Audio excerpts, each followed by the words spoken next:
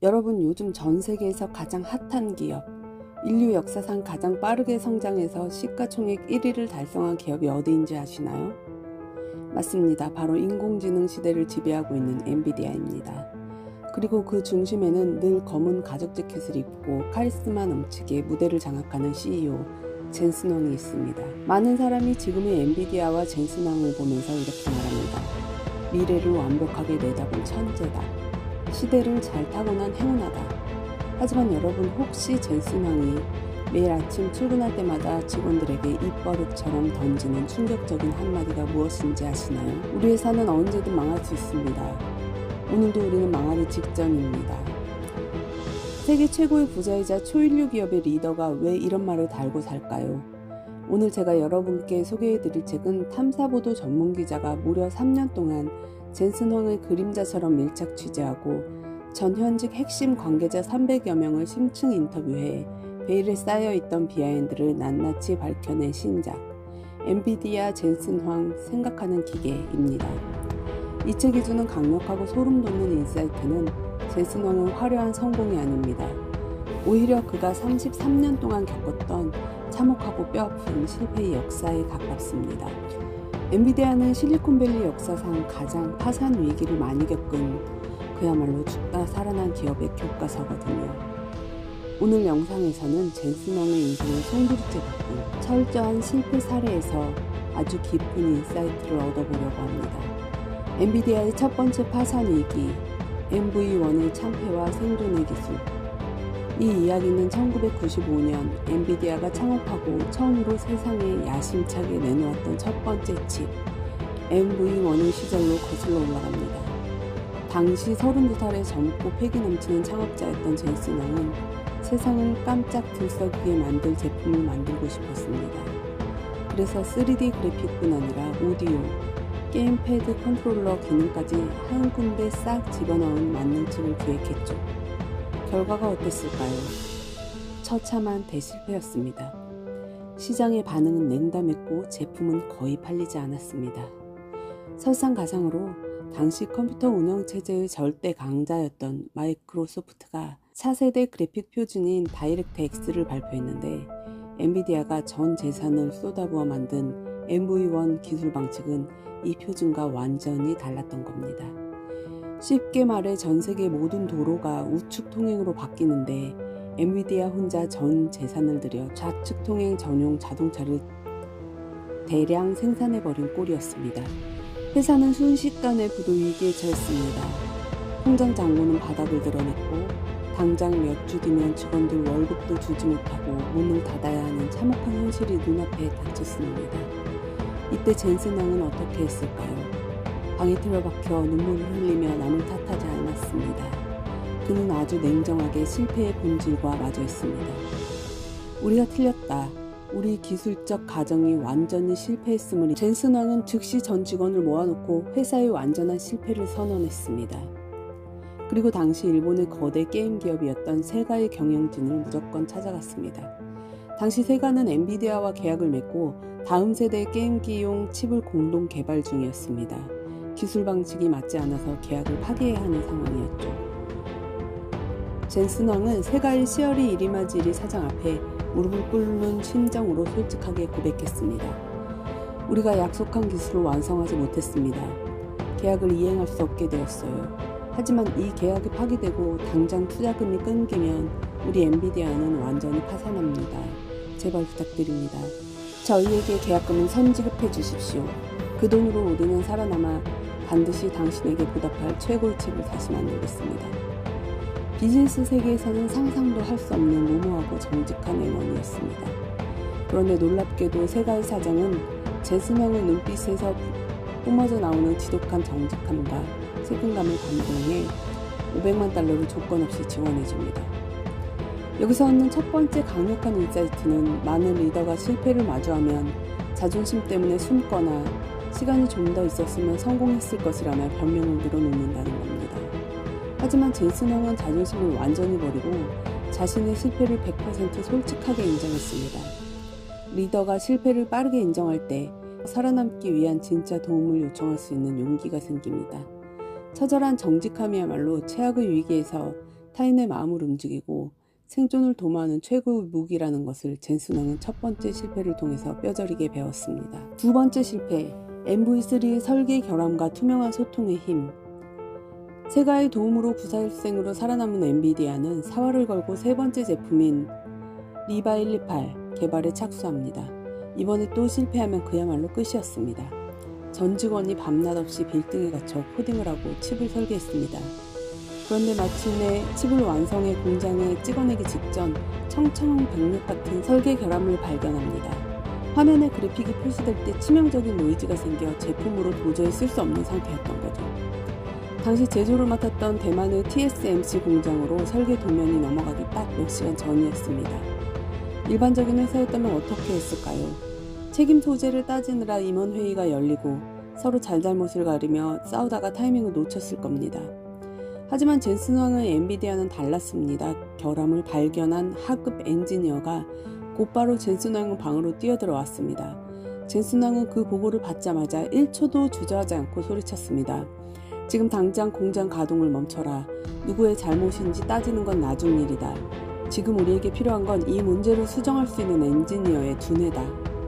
젠슨왕은 그 길로 전 직원을 대강당에 모았습니다. 그리고 칠판에 결함이 생긴 회로도를 그대로 그려놓고 말했습니다. 우리 칩에 심각한 구멍이 뚫렸다. 이 문제를 해결하지 못하면 우리는 내일 아침 망한다.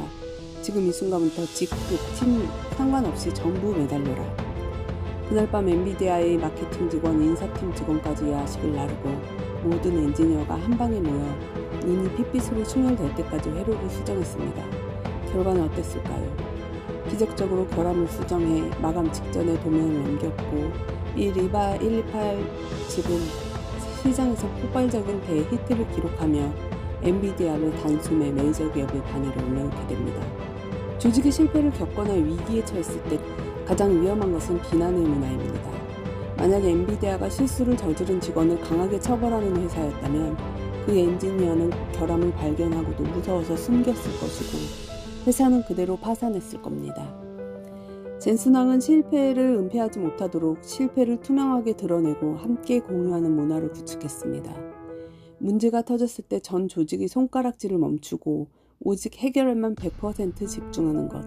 이것이 바로 위기를 기적적인 대역전극으로 바뀌는 조직의 회복 탄력성입니다. 최대의 도박이자 암흑기, 5조 원을 날린 쿠다의 잔인한 겨울. 엔비디아 역사상 가장 위대하면서도 가장 잔인했던 실패 사례를 꼽으라면 단연 쿠다 사건입니다. 2006년 젠슨왕은 또 한 번 미친 변종 같은 아이디어를 냅니다. 화려한 게임 그래픽만 그리는 GPU를 넘어 전 세계 모든 과학자와 연구공학자들이 복잡한 수학 계산을 할 수 있는 고성능 슈퍼컴퓨팅 칩을 만들겠다. 그걸 가능하게 해주는 소프트웨어 아키텍처가 바로 쿠다였습니다. 젠슨왕은 그때부터 엔비디아가 생산하는 모든 칩에 이 쿠다 기능을 강제로 탑재하기 시작합니다. 이 결정이 왜 엄청난 실패의 서막이었을까요? 당시 쿠다 기능을 칩에 넣으려면 엄청난 제조 비용과 연구 개발비가 추가로 들어갔습니다. 하지만 정작 시장에서는 우리는 게임만 잘 돌아가면 되는데 왜 쓰지도 않는 어려운 과학 계산 기능 때문에 비싼 돈을 내야 하느냐라며 외면했습니다. 이 암흑기가 무려 10년 동안 지속되었죠. 10년 동안 매년 수천억 원, 누적으로 무려 50억 달러, 하나 약 5조 원 이상이라는 천문학적인 돈이 아무런 수익도 내지 못하고 허공으로 사라졌습니다. 주주들은 미친 짓이라며 매일같이 젠슨왕을 비난했고 주가는 무려 80% 가깝게 폭락했습니다. 월가의 투자 분석가들은 젠슨왕이 허황된 꿈에 빠져 멀쩡한 회사를 말아먹고 있다며 당장 CEO에서 해임해야 한다고 울음장을 놓았습니다. 회사 내부 직원들조차 도대체 왜 팔리지도 않는 기술에 우리의 모든 피와 땀을 갈아 넣어야 하느냐며 지쳐 떠나기 시작했습니다. 5조 원을 날린 실패자라는 낙인이 찍힌 채 10년의 겨울을 버티는 심정은 어땠을까요? 웬만한 멘탈을 가진 리더였다면 진작에 압박을 이기지 못하고 쿠다 프로젝트를 폐기했을 겁니다. 하지만 젠슨왕은 끝까지 물러서지 않았습니다. 인류의 데이터 연산량은 폭발적으로 늘어날 수밖에 없다. 전통적인 CPU 컴퓨터는 곧 한계에 부딪힐 것이고 우리가 만든 이 생각하는 기계의 인프라가 전 세계의 과학을 구원할 날이 반드시 온다. 그리고 마침내 2012년 캐나다 토론토 대학의 제프리 힌튼 교수 연구팀이 엔비디아의 GPU와 쿠다를 사용해 인간의 뇌신경망을 모방한 인공지능 이미지 인식 기술 알렉스넷을 세상에 선보입니다. 전세계 컴퓨터 과학계가 소름 돋는 충격에 휩싸인 순간이었습니다. 남들이 며칠 밤낮을 걸려도 못 풀던 복잡한 AI 딥러닝 연산을 집은 단 몇 시간 만에 완벽하게 풀어낸 것이죠. 10년 동안 무모한 실패작이라 손가락질받던 쿠다는 그날 이후 전 세계 모든 AI 연구원이 절대 떠날 수 없는 전무후무한 독점적 플랫폼이 되었습니다. 10년의 처절한 실패와 적자가 오늘날 그 누구도 넘볼 수 없는 철옹성 같은 엔비디아 천하를 만든 겁니다. 세상이 말하는 단기적인 실패와 본질적 방향의 오류를 명확히 구분해야 합니다. 젠슨 황은 시장이 당장 반응하지 않는다고 해서 자신의 비전이 틀렸다고 생각하지 않았습니다. 기술의 본질과 인류의 거대한 흐름이 맞는다면 당장 눈앞에 보이는 10년의 적자와 실패는 대성공을 위한 마중물이자 축적의 시간일 뿐입니다. 남들이 실패라고 부르는 암흑기 속에서도 끝까지 나만의 칼을 가는 끈기, 그것이 평범한 기업과 초인류 기업을 가르는 결정적인 차이입니다. 젠슨 황의 독특한 분노 리더십에 숨겨진 실패 교육학. 이 책의 엔비디아 젠슨 황 생각하는 기계에서 독자들에게 가장 신선한 충격을 주는 대목은 젠슨 황이 직원들의 실수를 다루는 방식입니다. 사실 젠슨 황은 실리콘밸리에서 직원들을 엄청나게 몰아붙이고 때로는 직설적으로 무섭게 화를 내는 리더로 유명합니다. 책 속에서 엔비디아의 고위 임원이었던 인물이 아주 흥미롭고 소름돋는 비하인드 스토리를 털어놓는데요. 하루는 한 프로젝트 팀이 시장 조사를 제대로 하지 않고 제품을 기획했다가 큰 실수를 범했습니다. 당연히 회사에 수십억 원의 손실을 입혔죠. 젠슨 황은 그 팀의 리더를 사장실로 조용히 불러 혼내지 않았습니다. 오히려 수백 명의 직원이 지켜보는 다 오픈된 회의실 한가운데 그 팀을 세워두고 아주 날카롭고 직설적인 언어로 그들의 실패를 조목조목 비판하기 시작했습니다. 주변에 있던 직원들은 숨소리조차 내지 못할 정도로 싸늘한 긴장감이 돌았습니다. 얼핏 보면 부하 직원에게 대중 앞에서 모욕을 주는 아주 나쁜 상사의 모습처럼 보이죠. 하지만 저자인 스티븐 위트가 그 이면을 깊게 취재해보니 거기에는 젠슨 황만의 정교한 실패 교육학이 숨겨져 있었습니다. 젠슨 황은 절대로 외딴 복도나 닫힌 방에서 개인적인 감정으로 사람을 비난하지 않습니다.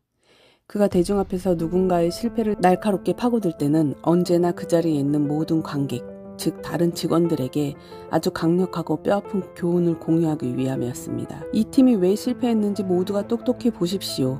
기술의 본질을 깊게 파고들지 않고 대충 시장 트렌드만 따라가려다 이런 참혹한 결과를 맞이한 겁니다. 우리는 오늘 이 실패를 다 함께 공부해야 합니다. 그래야 다른 팀이 똑같은 실수를 반복하지 않습니다. 그렇게 호되게 비판을 받은 팀을 젠슨 황은 절대로 해고하거나 프로젝트를 빼앗지 않는다는 사실입니다. 그는 비판이 끝나면 곧바로 그 팀원들의 어깨를 두드리며 말했습니다.